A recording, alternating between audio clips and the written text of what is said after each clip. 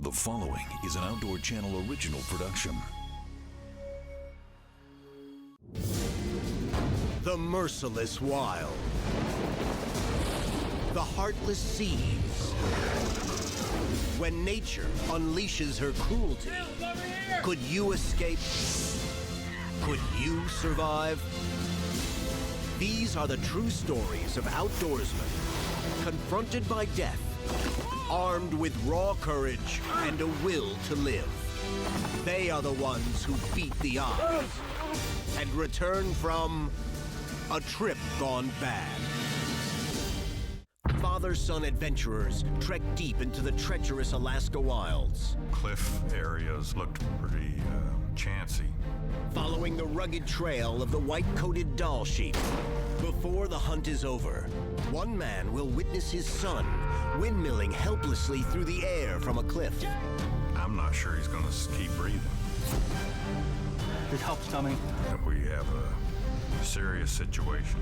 And that man will learn the outer limits of strength, endurance, and commitment of which a father is capable. The spectacular wilds of Alaska's mountains. An ideal place for a hunter to pass from wilderness to wilderness, from one high place to another, in the words of John Muir. But those high places come with extreme risk. A misstep, a patch of ice, or a sliding rock can hurtle a hunter to the bottom of a gorge. Growing up a hunter in Texas, Rick Collins was willing 30 years ago to accept the risks of Alaska for its breathtaking wild spaces, twice as large as those of his native state. Well, I moved to Alaska in 1983. Been several years, and I haven't grown tired of it a bit yet. And I came because of the outdoor life, mainly hunting, but fishing as well. I like the wilderness situations of being able to get away from the crowds. It's gonna be a good trip this year, Jake. Came here mostly for the adventure. August 18th, 2006. Collins and his 22-year-old son, Jake, his main hunting partner, set off for their favorite Dall sheep hunting area, the sheer cliffs of the Wrangell Mountains. Getting to Dall sheep territory starts with a 6-hour drive across the state from their home in Wasilla. Then, a long slog on ATVs up muddy 4x4 tracks in the late summer thaw.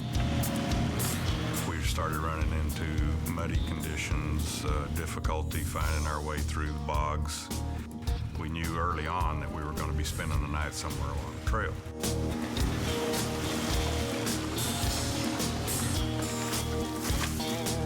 That ought to do, Jake. You got them covered up. When they have to leave their ATVs, they conceal them to prevent bears from destroying them. Yeah, the frame of mind to this point is things are going well. We were confident, and our confidence was growing that we were going to be able to find sheep. A couple of hours after daylight, which here can come at 2 or 3 in the morning, the two are out of their spike camp and beginning to see sheep, and to find a place to set up their spotting scope to glass the far slopes and ridges. Oh yeah, there's one. We did convince ourselves that there were some legal rams in the group, although fairly high up the mountain. The two spot sheep, but not the trophies they're hoping for. But young Jake is ready to settle for something that at least qualifies as a legal ram and wants to strike out after one. And Collins reasons that he might as well. So I said, well, it's getting late enough in the day now that where those sheep were, I'm sure I can't make it up there and back by dark. So if you're wanting to go get one of those sheep, I'll stay behind down here by the creek and just monitor you through the spotting scope as you go up. Collins glasses son Jake with his spotting scope as the young man makes the steep climb to get in range of sheep. Collins is confident in his son's abilities, but wants to keep him in sight just in case. And we can tell from the valley floor that the cliff areas along this bottom of this ridge, trying to get up out of the bowl, looked pretty substantial, pretty chancy. But of course, from that far away, no real clear indication of how steep they were.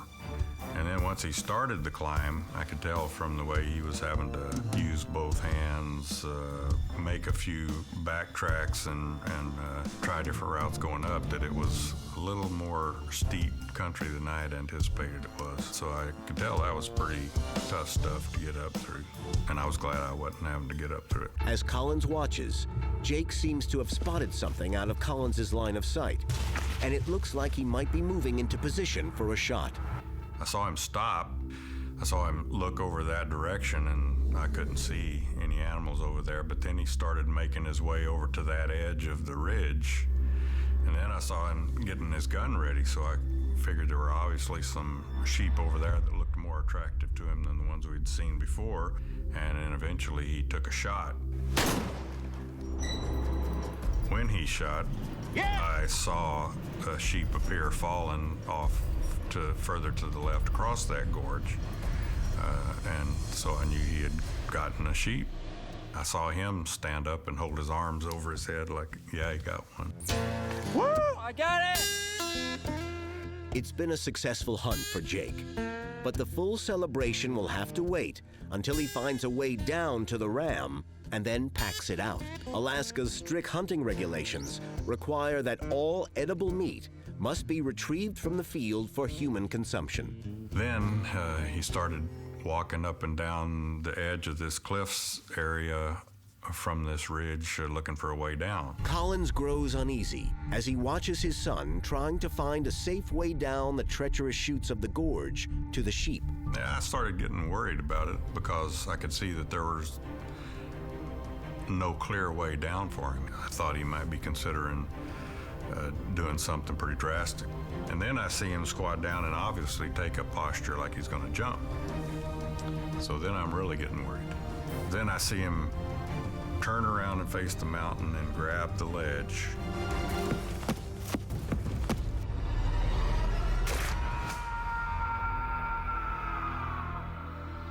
His hand slipped off the ledge and he falls over backwards and disappears out of my sight.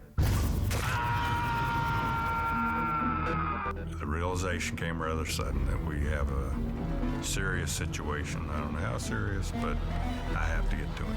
Jake Collins has fallen, and now his father must draw on a lifetime of outdoor experience and the sheer power of his will to save his son. Hunting on their own, deep in Alaska's Wrangell Mountains, Father Rick Collins has watched his son Jake hurtle off a cliff into a gorge. Now, Rick Collins must find a way to rein in his horror and concentrate on his son. Collins pulls himself together. With 3 hours to nightfall, he has to pack up rescue supplies and climb up to learn his son's fate. I know it's going to take me a while to get to there. I haven't seen him. I have only my imagination to think about what condition he's in. Don't know if he's got broken legs, broken arms, if he's conscious, if he's not, if he's bleeding, if he's not. No way to know. Just grabbed what I could and started that direction. Collins is beyond the range of any cell signal. He has no satellite phone or radio to call out on. A more serious hindrance is his age, as he has to drive his 53-year-old legs to carry him up the slopes at top speed. About every 15 to 30 minutes, I'd have to stop for a rest, and every time I stopped, I'd just start yelling, Jake, I'm headed up there, just in case he was in a position where he could hear me. The terrain grows only more steep and rugged, but the most difficult and ominous part is the silence. Collins receives no answers to his repeated shouts to his son. My frame of mind is that if I'm getting close to him, he's probably not hearing me. And if he's not hearing me, it's probably because he's not conscious. Collins presses on, legs and lungs burning. And then, without warning, he sights his son, lying motionless. Collins plunges into the gorge to reach Jake. When I got to him, he obviously wasn't conscious. I was talking to him the last 5 feet or so as I approached him. I kind of grabbed his shoulder and said again, Jake, can you hear me? And he his eyes opened, and he kind of looked up at me, but I could tell there was just a blank stare, no recognition in his eyes, and he just closed his eyes and went back to complete unresponsiveness. Rick does a quick exam and doesn't feel any broken bones, but Jake's head is full of cuts. Jake, can you talk to me? Collins considers trying to carry Jake out, but knows that's impossible in this terrain. My next option is, am I going to go to camp to go down there and come back? I know it's going to take me 2 hours, very minimum, because it took me an hour to get to him. I don't think that's a good idea, because I'm not sure he's going to keep breathing any length of time, much less for 2 hours. So I decide that, okay, I'm just going to stay with him with what I have. And what he has is some parachute cloth to make an emergency shelter for his son and him. So I had this with me that I knew I could cover us up with. I felt like he was off the rocks well enough that it was a good way for us to spend that first night and me to make sure he keeps breathing. Collins beds down for the night beside Jake under the parachute cloth, sharing his body warmth and making sure his unconscious son continues breathing. Collins has to fight the gusting frigid wind all night, but in the late hours, things take an even more chilling turn. Then sometime after midnight, he started having seizures where he would start to stiffen up, and he would even start to kick his legs up.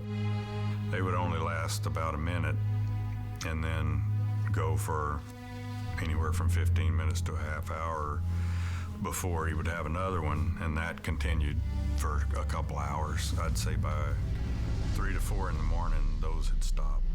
Sleep is impossible for Collins as he monitors Jake's condition, and lying beside his son, he searches through the rescue options. So I'm just thinking back and forth whether I'm going to leave him in the morning or whether I'm going to stay. To some point when I know I have to leave, he hadn't stopped breathing throughout the night. So that's further confirming to me that as soon as it gets daylight, I'm going to need to cover him up as best I can and go find help, because nobody's going to find us where we are. Rick builds a rock wall to protect Jake from tumbling debris and covers his eyes to shield against scavenger birds. Collins has done all he can.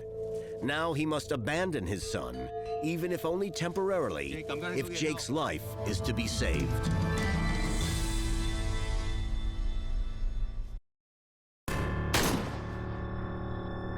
Rick Collins is cheering the sight of his son Jake taking a Doll sheep ram when the scene turns to one of horror as he sees his son falling helplessly into a deep gorge.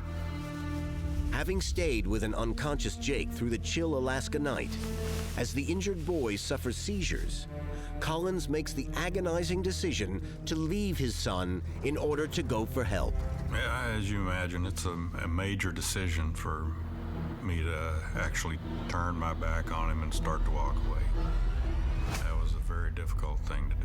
I knew that was the right thing to do. I was convinced that I had to leave him, but it took me, I think, 3 tries of actually turning around before I actually made myself keep walking away from him. Rick Collins doesn't have time to look back at Jake. He's got to move as fast as his legs can carry him back to their spike camp, then onto the ATVs in the desperate hope of finding help for his son. An hour later, he reaches their spike camp. Then 2 more hours to the ATVs. But the thawed trail onward is a swamp of mud and muck, and Collins has to winch and muscle the 4x4 out of the bog holes when it gets stuck. Got stuck 10 to 12 times probably going out, where I had to get off the four-wheeler, then use either the winch or me coaxing the rig along, standing off to the side and using both the engine power and me pulling on it to get it out of the muck. Finally, Collins reaches his truck. He has a choice of a short trip to an isolated ranger station or a longer ride to an area he remembers seeing rental cabins. And I decided to take the chance and go with what I was relatively sure there's going to be some form of communication location at a lodge. So I head that direction away from the ranger station, and within 3 or 4 miles I see a cabin up ahead, a recreational cabin on the left. So I pull into that cabin, go knock on the door, and somebody answers the door, and I ask if he knows of how I can get in touch with emergency services to ask for a rescue. Collins' Good Samaritan drives him back to where they can get cell service, and they call an Alaska State Trooper dispatcher in Glen Allen, 100 miles away. The dispatcher puts through a swift chain of calls, and a rescue helicopter is in the air from the coolest National Guard Air Force Base in Anchorage. For more than 24 hours, Jake Collins has lain unconscious after hurtling off a cliff. Now, his father boards the rescue chopper, wondering if they will find his son again before it's too late. For more than 30 grueling hours, Rick Collins has traveled muddy trails in search of help for his unconscious son. Now the rescue has gone tactical as they chopper back in high winds to try to locate the gorge in which the fallen Jake Collins lies. They gave me a handheld laser light and asked me to point towards the gorge I recognized as the one Jake was in. The terrain around Jake is too tough for a cable rescue. So Rick Collins and the two-man rescue team must bail out of the helicopter and reach Jake on foot. So they decided then that the two parajumpers and myself were going to have to get out of the helicopter and hike back to where he was, and then carry him out to a location where he could be retrieved by the cable hoist. Collins worries that a critical hour has now been added to the rescue effort for his son. Collins presses uphill as fast as he can. But fortunately, one of the parajumpers with him, Red Reddington, takes off at top speed and outraces Collins up the slope. I think I hear him. He's just over the top. That was Red, took off in the lead and made his way up, and he was the first one to reach Jake and heard him breathing against the tarp actually before he got to where you could see him. Jake! Jake, can you hear me? Jake! So I probably got up to him 15 minutes or so after he got to him, and he was still in the process of getting the tarp ripped away and evaluating his condition when we got there. But, well, I know he's still alive then, so that was a real relief to hear that he was alive. And as I got up there, I just sat down by Jake as they worked on him and told him I was glad he hung on. Collins' words are for an unconscious Jake. The young man feels cold to the touch, his breathing labored, and his pulse feeble. Yet he is alive. The three men place him on a canvas litter and begin the rush down the slope, back to where the chopper can reach them. Anchorage Life Flight, 44K32. We're ready for cable. Please lower. It's full throttle to Providence Medical Center in Anchorage. Jake is barely alive, and he's fallen into a coma. It doesn't look good.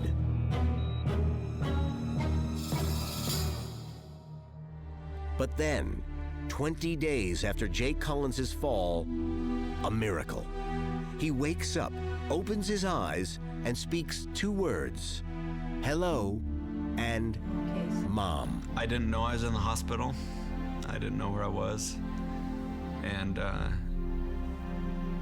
I guess I don't know if it was normal or expected, but my senses seem to not be capable of being alert all at the same time. I have a few spotty memories. I can't see anything, but I can hear people talking to me. So I don't know if my eyes were closed. Maybe my vision sense just wasn't working yet. I don't know. I had a traumatic brain injury from the accident, and the part of my brain that was most affected was not what I refer to as the academic side of my brain. It was the motor part of my brain. I couldn't stand, I couldn't communicate very well. It was like being a baby all over again. I was completely helpless. I had to relearn all the functions of being a self-sustaining individual. Doctors tell Jake a full recovery will take more than 10 years. But it's now just 6 years later.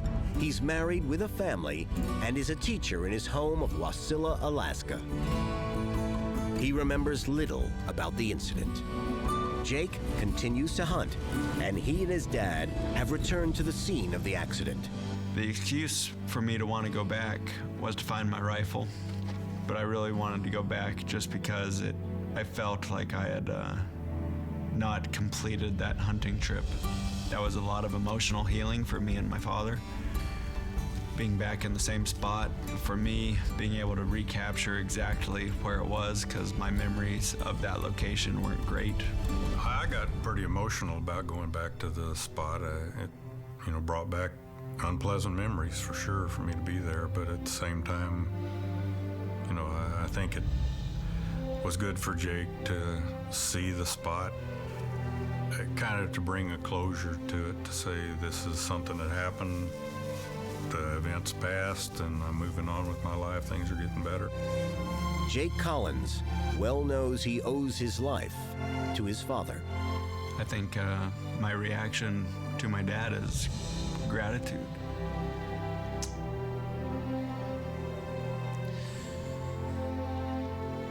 I think